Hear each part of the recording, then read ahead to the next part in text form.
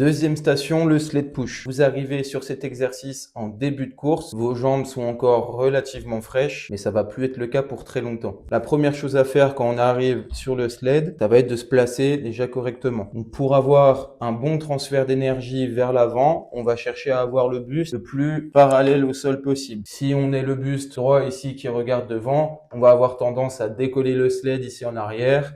Ça va se planter en avant et on va perdre beaucoup de force, beaucoup d'énergie pour faire nos 50 mètres. Donc ça, c'est pour la position du buste. Et deuxième chose, ça va être le placement des bras. La meilleure chose à faire, après plusieurs tests et beaucoup d'erreurs faites dessus, ça va être de saisir les poteaux ici, poser nos avant-bras en appui sur les poteaux et de rentrer les épaules à l'intérieur le plus loin possible. On a vraiment la tête au niveau du rebord des disques, les yeux vraiment presque en avant du sled. Et rien que le fait de me pencher en avant ici, on a déjà cette notion de pousser vers l'avant avant de commencer à pousser dans les jambes. Je rentre ici, les épaules en avant, je plante mes pointes de pied et je commence à pousser.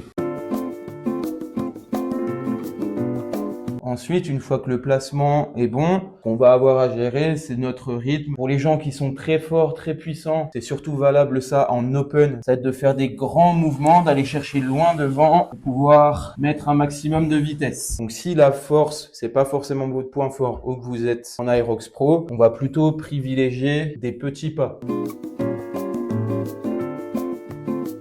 Un peu plus de rythme, un peu plus de mouvement, mais ça va beaucoup moins attaquer musculairement. Et la dernière chose, au niveau de la gestion des forces, que je vous conseille, même si vous en avez les capacités, c'est de faire des pauses dans vos allers-retours. Donc, c'est des allées de 12 mètres et demi. Il y en a 4 à faire, donc 2 allers-retours pour faire les 50 mètres. Donc, ce que je vous conseille, hop, vous allez jusqu'à la moitié de votre allée, vous arrêtez, vous comptez quelques secondes dans votre tête, vous bougez un petit peu les jambes et vous finissez. Ça vous laissera le temps de repartir et de relancer après sur votre course à pied.